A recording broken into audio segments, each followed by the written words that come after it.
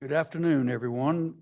It is 3:32, and this is the May 5th meeting of the Meridian Transportation Commission. Welcome.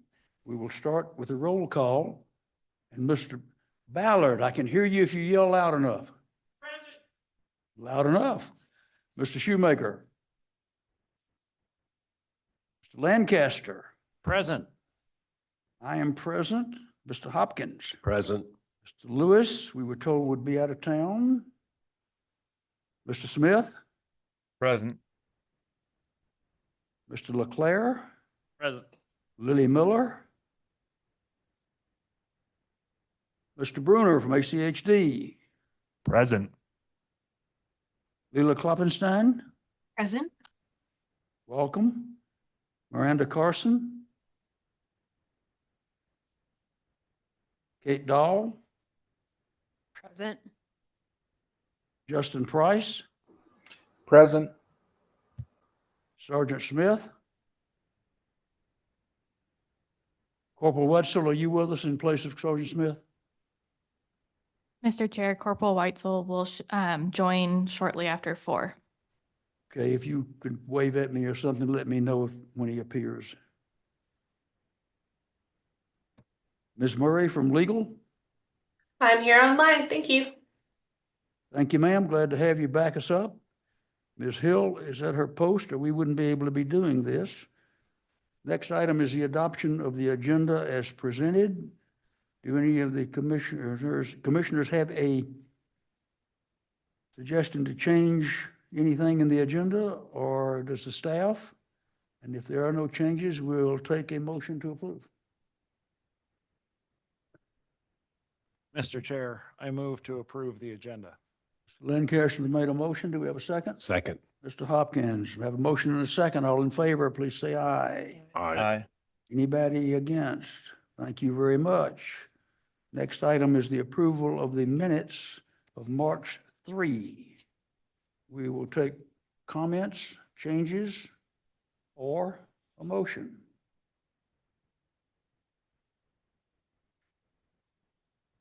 Mr. Chair. Yes, in- sir. In the absence of our usual meeting note editor, Commissioner Lewis, I move to approve the meeting minutes from the April meeting. We have a motion. Do we have a second? Second. Motion by Mr. Hopkins. A comment, Mr. Price, I noticed that in the minutes you had comments about Eagle Road and variable speeds. I will presume since you're with us, we may hear something more from you on that and update later in the meeting.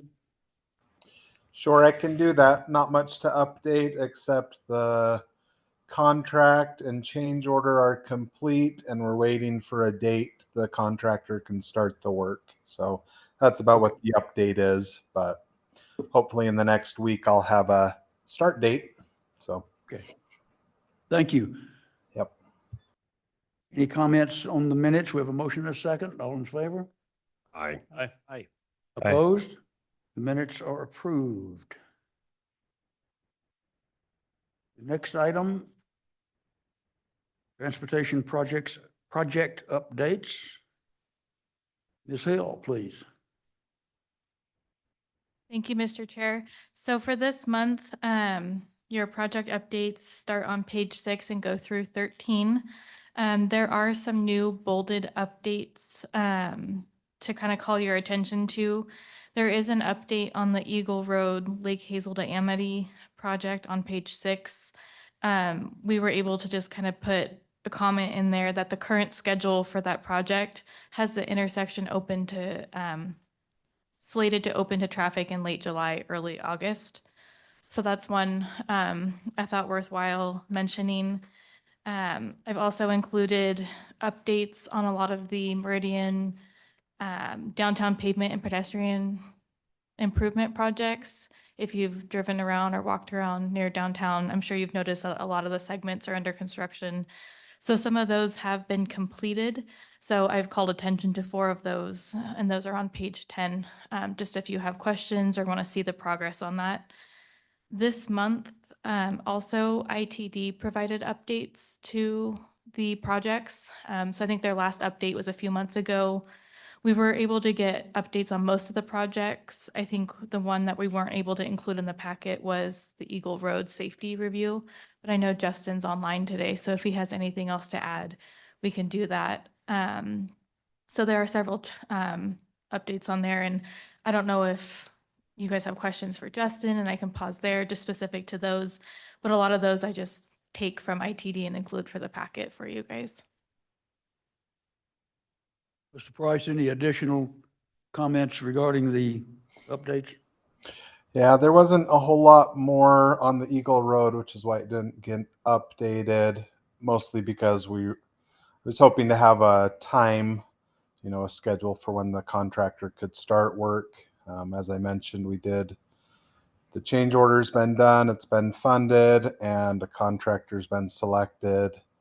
And so they are putting together their schedule now and checking on materials and when those, can be ordered and when they'll arrive to be able to give a better timing for when work will start. So aside from that, I don't have a lot more. But if there's any questions, I'm happy to answer them. Any questions from Mr. Price? I have one, Mr. Price. On page 13, the top of the page is an I-84 mobility improvement study. I'm sure that anyone that gets to go downtown Boise between 6 a.m. and 9:35 in the morning will appreciate that. Is that a one-way study or is that both east and west? It's both. It's actually looks all the way. I can't remember which interchange, but it's through Nampa, and it's looking all the way in and out. Yep. So eastbound and west. It says Garrity all the way to the Yep. I-84, 184Y. Yep. Yeah, it is east and westbound both. So for those of you that get to come home in the afternoon from downtown, look forward to some information that might get some relief getting through that Y. Anything else from anyone? Chairman, Mr. Ballard? if I may ask a question for Price. I'm thinking within the last year, 18 months, question had come up about the realignment of the train tracks across, not realignment, but the leveling of the train tracks as they crossed Meridian Road and Main Street. Is that on any, well, it was talked about, it was on somebody's radar that those drop-offs, albeit minimal, would be repaired. Just curious if that's on a schedule anywhere.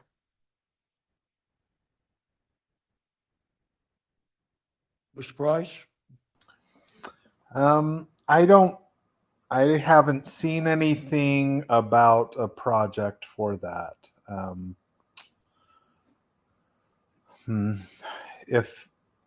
If you could recall who maybe brought it up, I'd be happy to follow up with them and see if brought it there's up. Okay. Do you know who you brought it up with? And they. In this meeting Oh, okay. or in a prior session, Okay. I'll make a wisecrack. They make really good speed bumps because you have to slow down or take your front end or risk some damage to the front end of your vehicle. Yeah. Okay. I'll check with our planning group and see if anything is upcoming. I haven't seen anything in our ITIP program. Nothing stood out addressing that, but I will bring it up and so they can look at it and see if they can get it into a project. Thank you, Mr. Price. Sure. Mr. Price, regarding railroad crossings, those belong, regardless of whether they're on state highways or ACHD streets, the railroad crossing initially belongs to ITD? Is that's a question?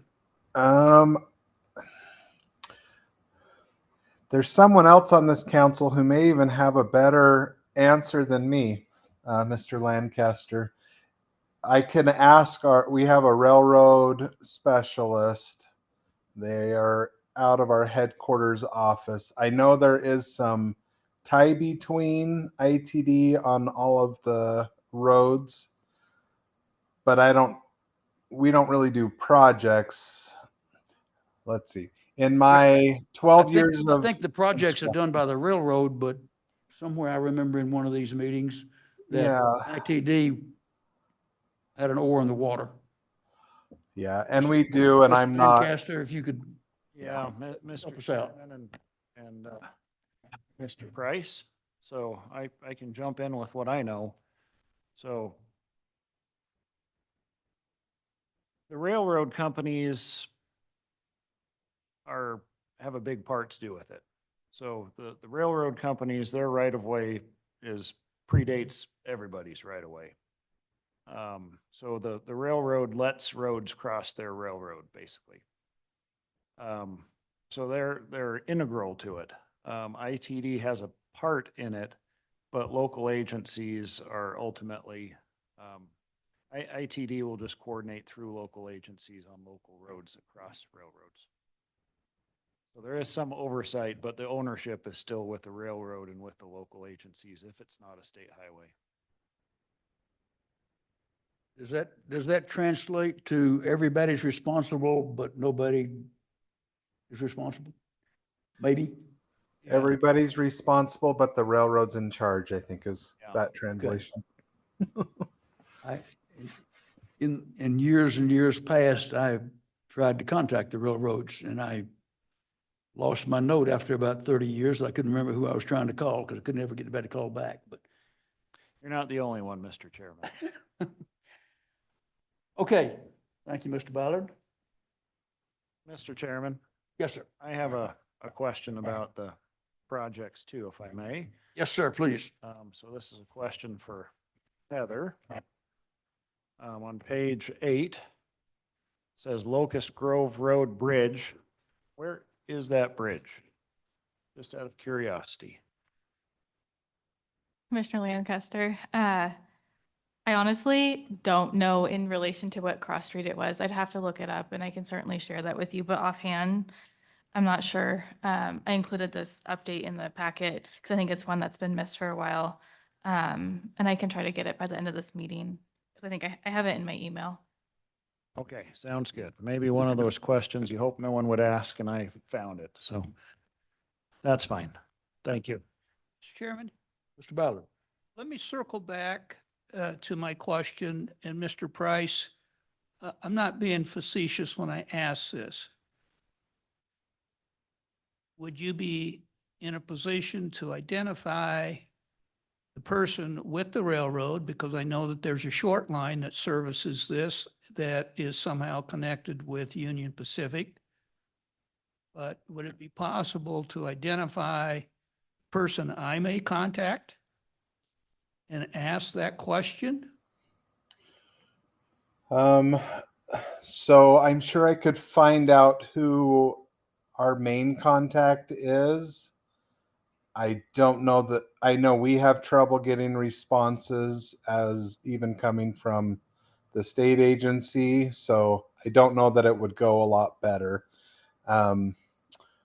I've worked with on and off with the railroad for almost 20 years in different projects, and in that 20 years, I think I have had one of the contacts who was pretty responsive.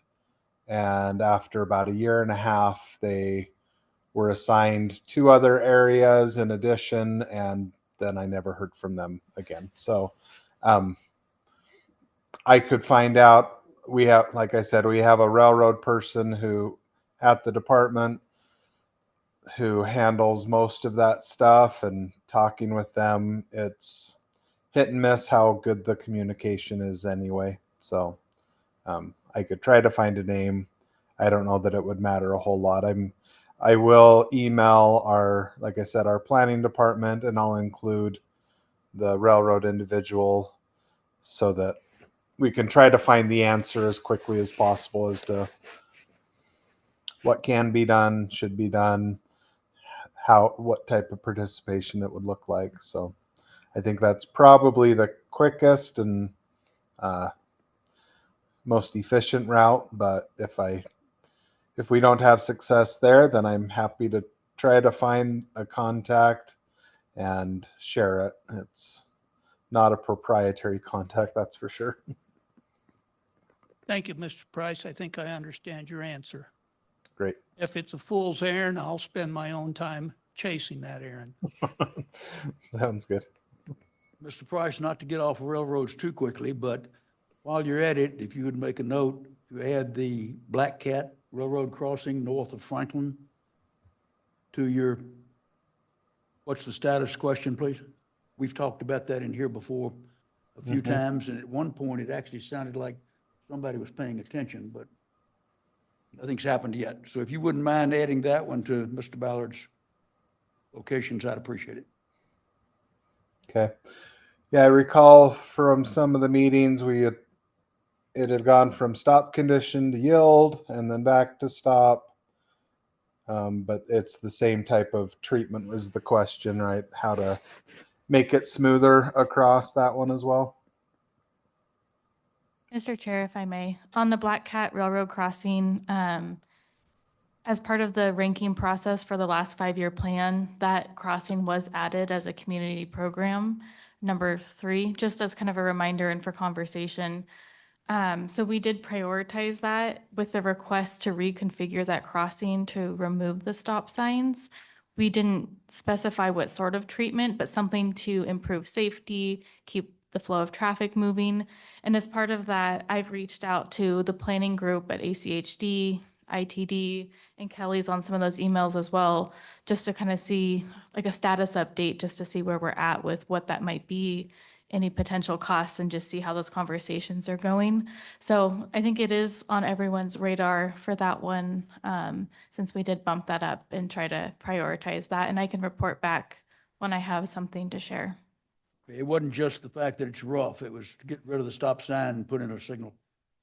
Put in some sort of treatment that would make it safe and keep traffic flowing, so. Okay, Anyone else, anything else? Mr. Chairman. Mr. Leclerc? That last, this is for Heather's question, maybe a suggestion. When we see these transportation updates, I usually recognize them, but I think it would be helpful to me if we put city project number 4, city project number 27, something right as near the title of each item on that list. If that's too hard, then don't worry about it. But if certainly if it's relevant to the progress of that project, and if it's not hard to do it on all of them, because then we'd see, as these come out at irregular times from the different agencies, ITD, ACHD mostly, and it'd be helpful to see, oh, here's one that's a higher priority. Maybe we want to look at the packet more closely to that one or something. So it's just a suggestion that I thought of. Actually, the first time I read through the packet this week, you raising the projects again reminded me. So I think it'd be handy for all of us. Mr. Chair and Commissioner Leclerc, yeah, I appreciate that feedback. I would say that if we were to do that approach, there might be several projects on here that aren't prioritized, so they wouldn't have a ranking. And some of the ones that are in construction year over, we tend to start bumping those down the list. So I think just like keeping those in mind, that there'll be a lot of gaps of projects that aren't on the 5-year plan. That's totally okay. Anything or anyone else on the project update? Okay, moving along, the next item is MIPS project updates, and if I'm not mistaken, Ms. Hill, that is yours. Yes, so this month I just wanted to provide another update on the Meridian Intersection Pedestrian Safety Task Force report. I know I was before you previously with an update on the projects that council approved us moving forward with. So just last week, we did do 3 crosswalk projects. We used Curtis Clean Sweep as the selected contractor. They demoed existing crosswalk paint near Wahoo's, the entry to Walmart and Lowe's, as well as one further east on Overland in front of Western Cat. So they did the work in just a couple days. I went out with a public works staff member and inspected those on Thursday, and they look great. So we have a few done on the report that we can cross off. And then tomorrow night on the consent agenda for City Council, there are 8 crosswalks as well as 2 concrete work projects that we're working with ACHD on. They are bidding it out and prepared the plan sets and specs for all of that. So they're doing the work on their end, and then we'll be doing an interagency agreement to pay for that work. So we're also moving forward with several of those projects, and it'll be before their commission this Wednesday as well. So wanted to just provide an update that we're getting some of those more minor crosswalk improvement, ped improvements completed. One of them will be some ped ramp in a crosswalk near Tolley Park on Linder Road that could use some improvements. So that will be one of them, as well as sidewalk repair down here on Meridian Road. So that's really my update for that. Just thought the commission would like to know that there's been progress. Any questions? Thank you, ma'am. Next item will be ex officio updates. And we'll start with Mr. Bruner from ACHD. Let you go first today, please. Thank you, Mr. Chair. Updates from ACHD, a little bit of a follow-up from what I spoke about last month. I mentioned the legislation that had passed that had kind of had an impact on the way we select projects and the way we plan our projects and what those projects can look like. A little update on those. We are still continuing to work through how that legislation impacts us, how it's going to impact our projects. We have in our staff right now. We've had meetings with, several different members of staff, including legal, on what our process will look like, on what projects we can and can't select, or how we can kind of move forward with these projects. And then we have a work session with the commission, I believe this Wednesday, to kind of continue that process. Another update, we have our new traffic management center has just opened up. So the group that kind of controls signal timing and monitors traffic cameras and does all that sort of stuff, as well as our signal construction crews, our paint crews. They're all moving to a new building. They should, over the last couple of weeks, they've been moving to this. This is the new facility on Franklin Road, I believe it's in between Eagle Road and Over. Cloverdale. So the rest of the staff will get to check it out on Wednesday. But yep, that's up and running. So that group should be working at full capacity now, no interruptions to their services. They've been without a supervisor over there for a little bit of time now.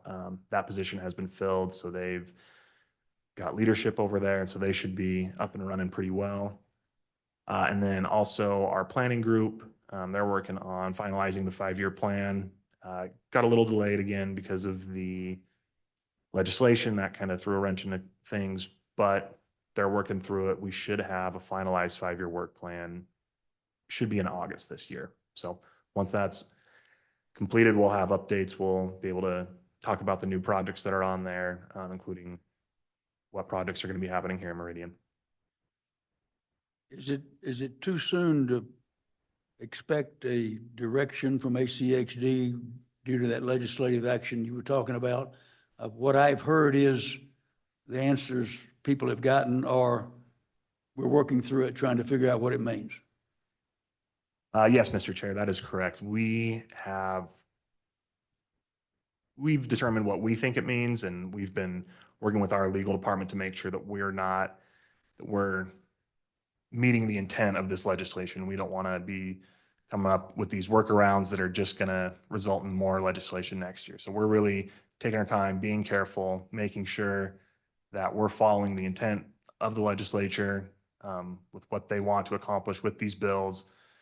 And we're working through first with staff, then with the commission to make sure that these, our policies, how they update and how we move forward meets that intent.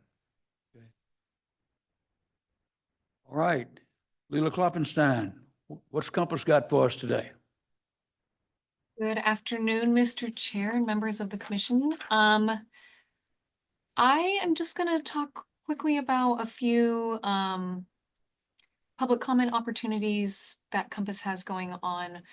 The first is public comment is open on a change to a new project being added to our transportation improvement program. So if you're interested in commenting on that, that's available on our website. There are also 2 education series events that we have coming up. The first is on road safety audits. So that's with Hermanus Stein from Kittleson and Associates. So we have a session on Monday evening, May 12th from 6 to 8 p.m. And he'll share examples of road safety audits from different areas and talk about how they improve safety and save lives. And then there's a session on road safety audits that's more geared towards professionals on Tuesday, May 13th from 9 to 12 p.m. And that he'll dig in more on how to conduct a road safety audit and identify safety needs in that session. So if you're interested in either of those sessions regarding road safety audits, please sign up via Zoom on our website. And then we have a virtual education series event coming up, which I mentioned in our last MTC meeting. So that's actually on the how to use the Census Bureau tools. It's virtual on May 20th, which is a Tuesday. The first session is kind of just a general overview of the census tools that are available, and that's from 1 to 2 p.m. And then from 2:15 to 3:15, our speaker will dig in a little bit deeper into the Census Business Builder And so if you're interested, please sign up for those virtual webinars. And then the last update I have for you is that Austin Miller, who conducts our demographic analysis here at Compass, presented in front of our Compass board the 2025 population estimates. So I thought that would be a good update to share with the commission. And so our forecast, our estimate for the city of Meridian in 2025 is 147,340. And that brings the regional total for Ada and Canyon counties up to 847,840 people. So yeah, things are, we're growing very quickly. And so those numbers, we have demographic information going back at least a decade available on our website. So happy to provide more information if you're curious about the demographics. And that's all from me. Meridian development people wouldn't have any idea the population had gone up. Okay, next item would be Ms. Carson. And what's up in the bus business, school bus business? Yeah, so we are continuing with our badges. Those have been successful this year. You're probably tired of hearing me report on it, but I just figured I'd keep you in the loop a little bit. We're looking at what the next iteration for that looks like. Chairman Steed set up a meeting between myself and VRT CEO Elaine Clegg to look at what kind of partnerships we could maybe start brainstorming, or I don't even know that we're technically to the brainstorming part. We're probably at the visioning point right now to see what services we might need that VRT could provide, or what services VRT provides that some of our students might be able to take advantage of in learning how to use transit. So that was a really positive meeting, and I'm excited to see what else comes out of those conversations. Beyond that, we're just winding down for the school year. We're looking at some changes to our routing for next year. So we're winding down this year and getting ready for the next year. Okay, thank you, ma'am. Kate Dahl, just a moment. Let me get ready for your presentation. Thank you, Mr. Chair. Yeah, so VRT's big update tomorrow is Canyon County Transit Day, which I mentioned last month. City of Nampa, like many of the cities, is facing a tight budget. They have some concerns that they may not be able to fully fund VRT, and had asked us to put together 4 different scenarios to present to the public, which include current service levels, which they currently fund the 150 on demand, the Route 40, and the Route 42. Another scenario would be reducing service, either eliminating the on demand or eliminating the fixed route. There's 2 different options there, or eliminating both. And then we're also presenting a scenario of what expanded service would look like into the future, based on what we've developed in our update to Valley Connect 3.0, which is our long-range transit plan. So anyway, we will be having 2 open houses tomorrow, one at the Nampa Library and one at Happy Day Transit Center from 3 to 7 p.m. Folks can take a look at those, provide feedback, ask questions. We also, I gave you this so you could scan the QR code and go straight to our website, where you can find all this information in the survey directly on the website. So, I mean, we would love to hear from not only Canyon County riders, but also riders that would be affected, because there's riders from Meridian that ride the Route 40 and Route 42. And how that would affect them. We don't necessarily have a good sense of how the riders from other communities are going to be affected. You know, most of the traffic on our transit routes goes from west to east and not east to west. But we do have some ridership going the opposite direction. And so we'd love to get comments about that, or how that would affect City of Meridian, City of Boise, or other partners, City of Caldwell, where the routes go. So, thank you. Thank you. Mr. Price, anything else for us, sir? The only additional thing, not really Meridian specific, but since many in this valley travel up north, on State Highway 55 at Banks, a traffic signal is being turned on. Well, it was probably turned on about an hour and a half ago. So, if you travel up north, you'll notice it. Be prepared to stop if you're on the highway, and if you're coming on the Banks to Loman section, then you'll have a signal to get out onto the highway. So that's all. And since you've got that new signal going to make everything work so smooth, you're going up to rebuild the Rainbow Bridge up at Smith's Ferry, just to make sure nobody gets to McCall too quickly. Definitely. You know, we, That we was, don't want to that was meant to be ugly, it was. yeah, we don't want to, have all the traffic show up at McCall at the same time. They can't handle everybody, right? It's a Idaho highway, and it takes a lot of work and effort to make it work at all. Has the corporal joined us? Mr. Chair, he has not. He did say that he is instructing a class until 4, so Okay, he we'll, may arrive late. And I told him that if we miss him this month, he can report back in May as well if he gets held up. I don't remember at the moment which one of the 3 correspondence items he was asked to comment on, but when we get to it, we'll circle back and see if he's available then. Okay, next item is staff communications. Ms. Hill. We got some this time, by the way, folks.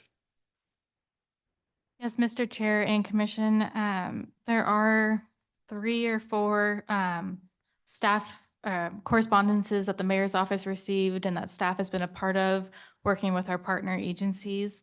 So I've broken those out as I did the last time we received them, just by correspondence. And so I don't know, Mr. Chair, if you would like to start on page 14 and go through them individually. I know on correspondence 1, I believe you reached out to Mr. Bruner over here with ACHD about the contract that they have for that project and the hours. So I don't know if we want to discuss that one first. Yes, please, since I think that's the one that ends up being number 1. The comment from Mr. Pace had to do with construction noise, when it's allowed and when it isn't allowed. It appears that the city answered Mr. Pace based upon city code, which speaks to, correct me if I'm wrong, to noise all the way up to 11 p.m. But in my experience, construction contracts in cities typically have start and stop hours that are set by the contracting government entity. So I reached out to Mr. Bruner and said, what's the contract on that particular stretch of road over there, which is the expansion of Ustick between 10 Mile and even west of Black Cat? And we got an email response, which was? Mr. Chair, our general construction hours for projects are from 7 a.m. to 7 p.m. So all construction needs to occur within those hours. Occasionally we'll have a certain project that will have night work, but those are few and far between. They're typically small maintenance projects that don't make a lot of noise. Crack seal is a good example of one that I have right now. Okay, so Ms. Hill, would it be possible, or would you please advise Mr. Pace of that if you wish to forward Mr. Bruner's email to me? Did I send it to you? I don't remember. Yes, Mr. Chair, I have Mr. Bruner's email. However you wish to close the loop with Mr. Pace. I can close the loop with Mr. Pace. As Mr. Bruner said, his 6:30 comment was within the hours allowed, but sometimes contractors get excited in the morning and other times they want to finish before they go home. So anyway. Okay, any questions on correspondence number 1? Mr. Lancaster. Mr. Chairman, So this was an interesting question because unlike the ACHD answer, I know the Idaho Transportation Department does a lot of night work. You know, with, well, take interstate bridges, for instance. Want those to happen when people are sleeping, not when people are trying to use them, right? So it was interesting to read that, you know, basically,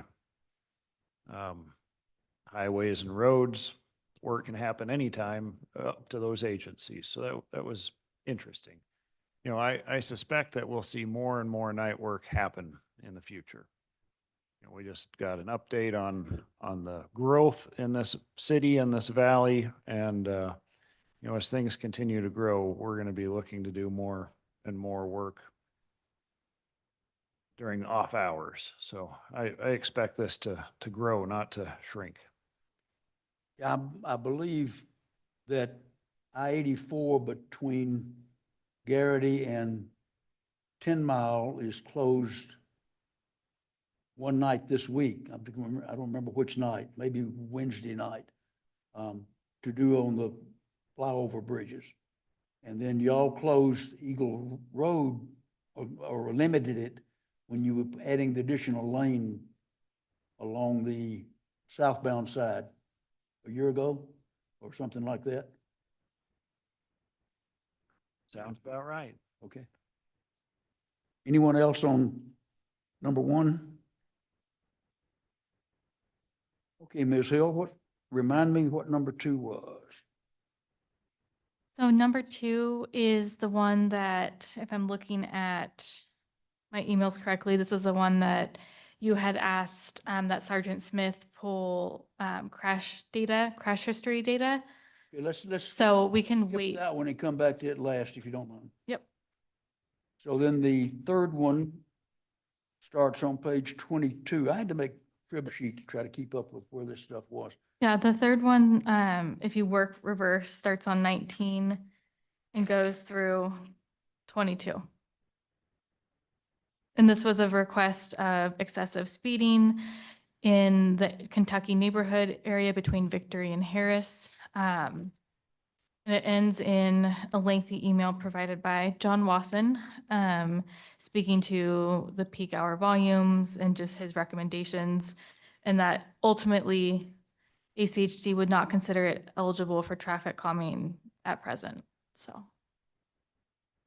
And he reported on his speed studies that he had in hand, and that the posted was 25 on Harris east of Bloomington, and the average speed they found when they ran the study was 25.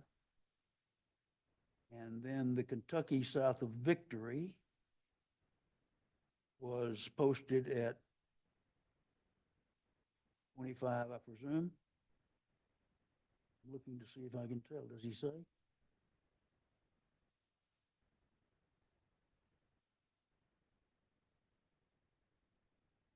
Mr. Bruner, what would Kentucky be if it's a collector?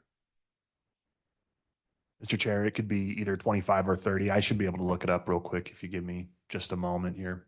Okay, if you would, yeah, Kentucky south of Victory to Harris. Their study found that the average speed was 24. And he also went into the fact, Mr. Watson did, about ACHD's, I'll call it reluctance to look at speed bumps or speed or traffic control where you've got development still occurring and you don't yet know what kind of volumes you're going to be dealing with. Yes, sir. Mr. Chair, that is correct. We try to stay away from speed bumps when possible. There's maintenance issues with emergency vehicles that can occur with those. So we do try to stay away whenever possible. Additionally, Mr. Wasson's comments were stating that because the development in that area is not complete, we can't really get an accurate study done right now, and therefore can't make an accurate recommendation. So I'm sure it's something that could be revisited in the future if necessary. And he did go ahead and make the comment to the originator of that question that the traffic data shows that it's not as fast as she felt it was, which is the case a lot of the time. I will give you that. Pick a car, we'll go through there at 80 miles an hour. Don't doubt it. I had one in front of my house the other day and too fast to get the plate number off of it. And the license plate on the motorcycle chasing him was even smaller, so I couldn't get in either. But for the most part, things are not quite as bad as public believes they are. Okay, let's circle back. Mr. Chair, Yes, sir, please. I'm sorry, I didn't ask for questions on that. Go ahead. so I have no idea where this is. So could we get the map pulled up on the screen? Is that possible? I know we're, I'm ahead of you because my daughter's first move from Moscow to Meridian was a half a block off of Kentucky. okay. So but that was before it went another mile or two south from where it stopped when she was there. So that was a few years back.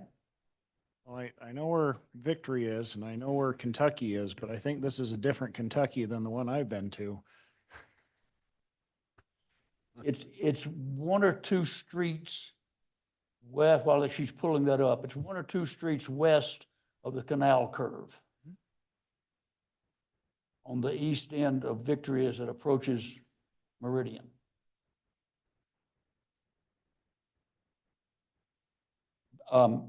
Ms. Hill, if you would back out and so you can see the arterial to the right. A little more. There we go.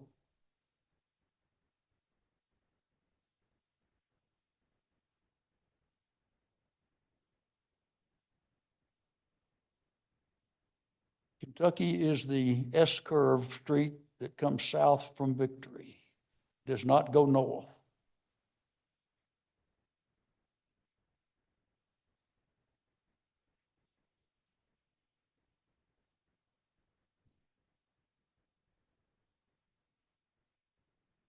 Well, Mr. Chair, it certainly looks like a connector. She was talking about it, if you back up one notch, Ms. Hill, she was talking about it from Victory all the way down to Harris, where Kentucky tees at each end at this time.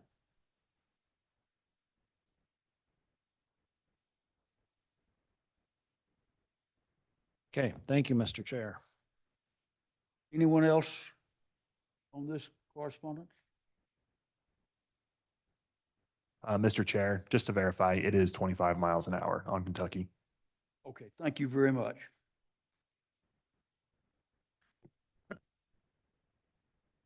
Okay, well, let's go back to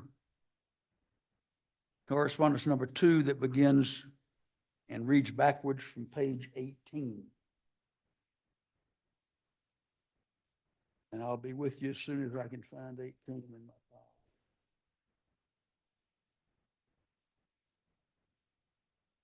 This, as I read it, started out as a comment against the In-N-Out Burger proposal at the northwest corner of Lost Rapids Drive at 10 Mile, immediately south of the Meridian Costco. And Ms. Hill, I believe that P&Z met on this since this was written and denied that application.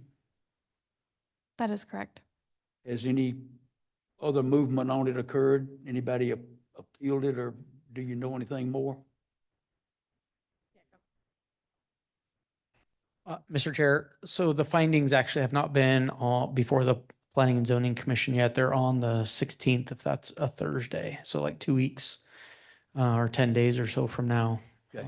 So once the written findings are issued, they may be appealed. There's a 15-day appeal period, but that hasn't officially opened up yet. It's still pending. It's working its way through the process. That's right. Okay. And then the reason I had contacted MPD Traffic was about the comment in his original note that numerous accidents have already resulted in severe injuries due to heavy traffic and the high speed along 10 Mile and crossing traffic. And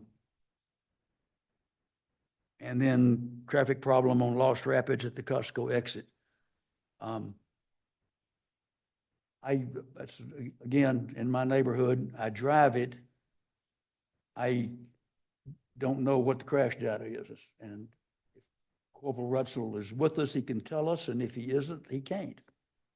Mr. Chair, he is with us. Corporal, Mr. Chairman, how are you? we're wonderful. Thank you for joining us. Did you have an opportunity to look up that crash information that we're talking about? Yes, sir. So I pulled the data from 10 Mile in Lost Rapids, 10 Mile in Costco, the exit from Costco, 10 Mile in Chinden, and then the entrance to Costco off of Lost Rapids. So in the last 2 years, 10 Mile in Lost Rapids, we had 6 crashes. At 10 Mile and the Costco entrance, that private entrance that's uncontrolled except for the stop sign, we had 6 crashes. 10 Mile in Chinden, we had 4 crashes, and Lost Rapids and Costco, we had 1 in the last 2 years.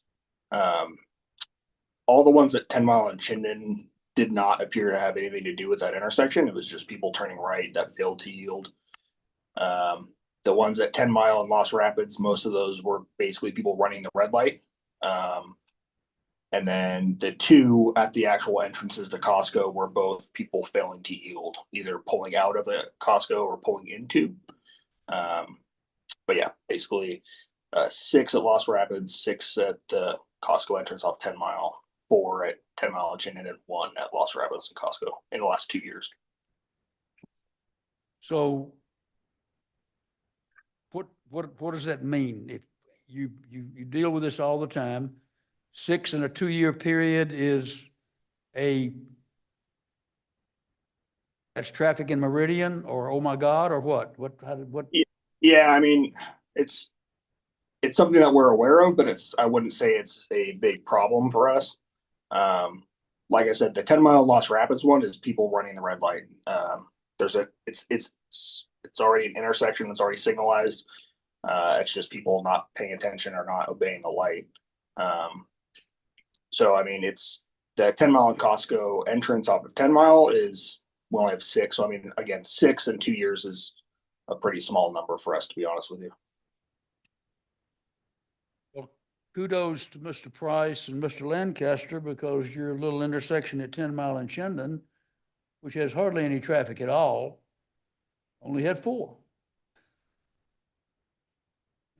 Need more highways, Mr. Chairman.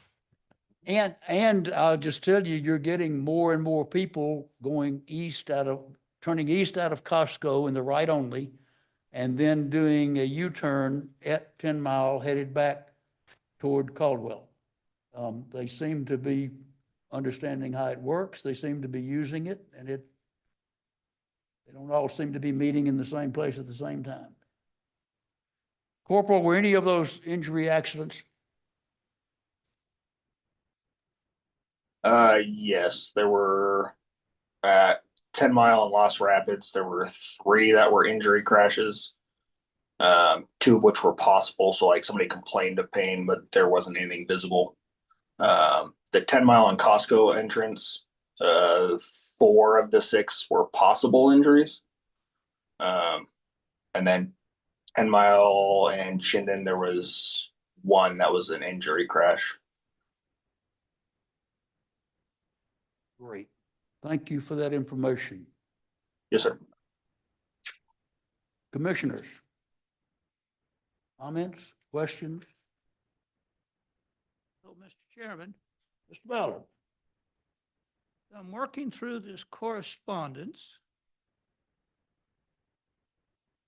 Okay, so you got Greg. So where does this sit with this gentleman? Was anything resolved? Was his question answered? How's it left with him?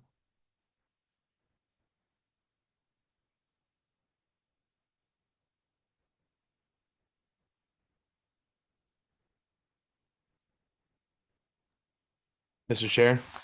Yes, I mean, I think one resolution, the first half of this is, we're hopefully pleased to hear that the P&Z Commission voted to deny the in-and-out application. I think there's an issue with kind of expecting a resolution on the second half. I don't know that beyond that denial, there's much to be done here. If that makes sense, it sounds like this is potentially a little higher, but not a level to concern the police department, like level of crashes. It seems like this is maybe someone who wishes that we had slightly better transportation infrastructure, but I don't know that there's any way we could solve that problem in this commission. Well, I'm reading on middle of 17. Right before Mr. Iverson signs off, paragraph above, regarding your input. I've copied our Transportation Commission liaison and asked that they reach out to you. Okay, liaison, somebody other than us as commissioners. So are we being asked to give any input? Or I guess I'll just jump ahead to my question. If we have no input on this, why are we reviewing it? because we did not, well, possibly one, because I kept complaining, nobody was complaining to us. I was just astonished that every citizen in Meridian has no problem with traffic in Meridian. But without the data that the corporal just gave us, the citizens' comments about have its speed reduced, exclamation point, et cetera, is just a person's opinion. So I like the fact that we did ask the MPD for data, that development saw it, that ACHD now sees it because they sit here with us. People can be aware of it. And when it's brought up again in 3.5 years, you'll be able to say, I remember when we talked about this before, which you're very good at, by the way. That's a compliment. Thank you. Okay, I just, And per my desire, I'm going to ask Ms. Hill, if that's the appropriate person to do it, to do a closing email back to this gentleman in some very PR-ish fashion, explaining that we've talked about it, that we've learned a little bit, and this is considered closed by us in some fashion until the police department steps up and says things are getting a lot worse than we thought they were. okay, all right. And I Mr. think- Chair. Oh, sorry. Yes, sir. One thing I'm sure Heather's already on top of this.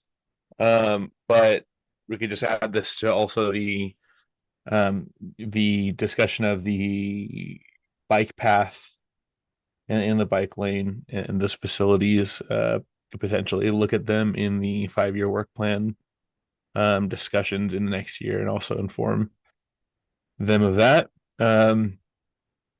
Obviously, we're not going to probably over rotate based off of one point of feedback, but that hopefully can introduce some discussion during that 5-year work plan planning process as well. His comments later in his second email, I think it was, Mhm. about the bike paths are not incorrect. I walk the bike path from McDermott to 10 Mile occasionally, not every day. Don't let me claim that. But I know that crossing on Black Cat he's talking about with the bike path. It is a 2-lane road, which Mr. Bruner makes it a 20+ foot width. Currently, you can dance in the middle of that bike crossing because Ustick is closed. Black Cat is closed at Ustick. You can't go south. So you only got neighborhood traffic. It is not marked. He's correct. His other comments about sidewalks with non-connecting pieces to them is correct. Black Cat and Macmillan is going to be turned into a 2-lane roundabout sometime in the not horribly distant future. It's currently a mess in terms of pavement condition, dirt and mud in all 4 corners, all 3 corners at least. And it's got a signal that's been added. I do disagree with him about the signal being worse than the 4-way stop. I've only been through that intersection 3 times so far today, and I'll go back a 4th time to go home. The traffic signal gives you certainty. When the high school out of the Wahi lets out, there's a line a half, 3/4 to a mile long leading back west for 25 minutes. But the traffic signal lets it move through in large chunks. With the closure of Ustick or the construction of Ustick, there's a lot of traffic going west on Macmillan that normally wouldn't come through that way. It lines up. But again, the traffic signal moves from through. It's on a camera. It's not on a cycle. And demand allows it to run longer. And also non-demand allows it to change quicker. His comments about the bike paths are correct. And my favorite complaint about a bike path sidewalk, non-connecting, is 1 mile west at McDermott and Macmillan, where you've got a corner that's getting traffic to a school that you got to go through gravel, dirt, or mud to get to pavement to get on down toward the school. So I agree with him on part of it. Mr. Bruner, you're nodding vigorously. Would you like to add anything else? Mr. Chair, I really don't have anything to add. I'm just kind of not in agreement with you, but. Mr. Chairman, Mr. Ballard. so if I can follow up. Please. I see Mr. Iverson's comment, and I think I agree with how he pointed it out. One, he reminded this gentleman that there is a public hearing coming up on the 17th, and he writes his email on the 14th.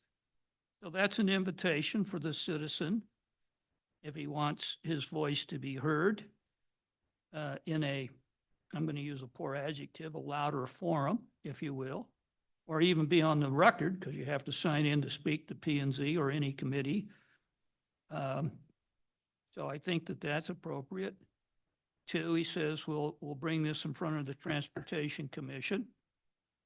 Okay, you've gathered information. Ms. Hill has already, in her response on the 14th, as advised the gentleman, I will flag your email to follow up with you pending any feedback received from our agency staff and the commissioners. All right, so she has some additional information. So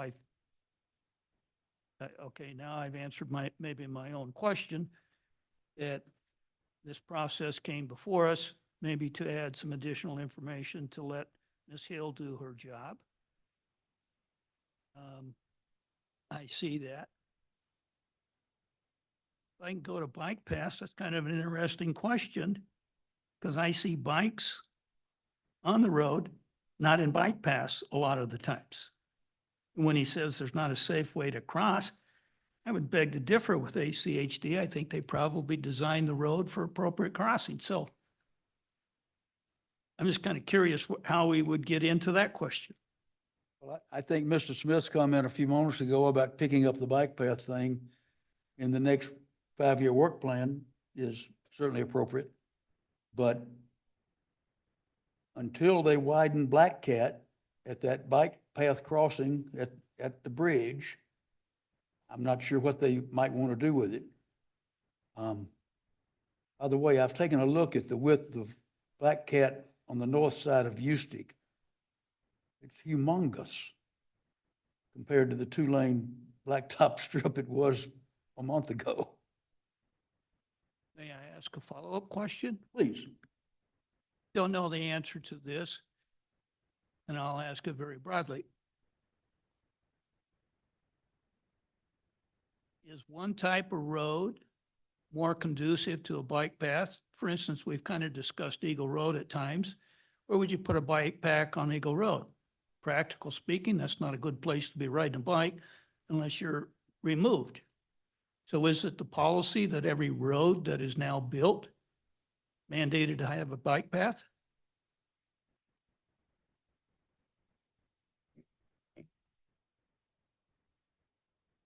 Mr. Chair, Mr. Commissioner, Yes, sir.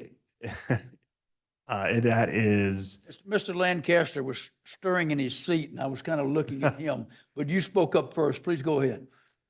yeah, so we've started to transition to what we call multi-use pathways designed with a lot of these projects, right? Where it's not an on-street bike lane like we've seen in the past. They're a wider pathway separate from the roadway that is usable for both walking pedestrians, bicycles, anything of the sort. So that's kind of the path we've taken in design recently to kind of call back to the new legislation. It's going to be maybe difficult in the future to implement projects that include these pathways when there's not a roadway widening project being constructed with it.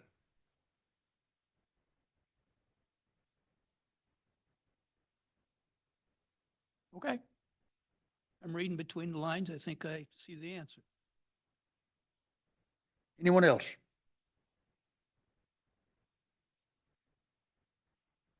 Okay.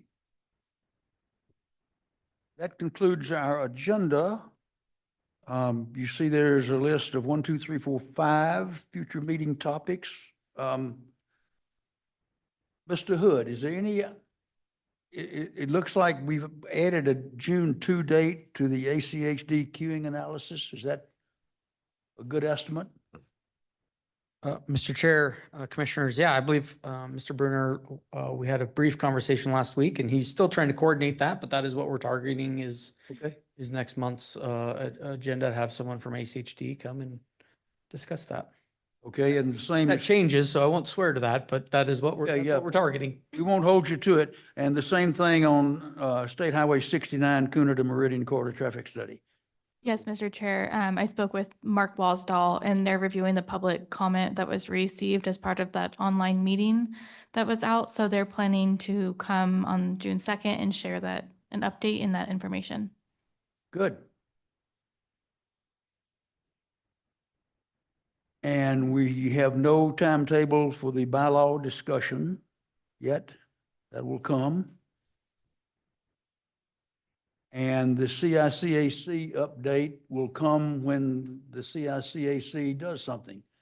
It's not like we're not meeting more often than a quarterly, but we're working our way through a lot of detail, and you can look forward to a report when they have finalized their work. Okay. Anyone with anything else for the group?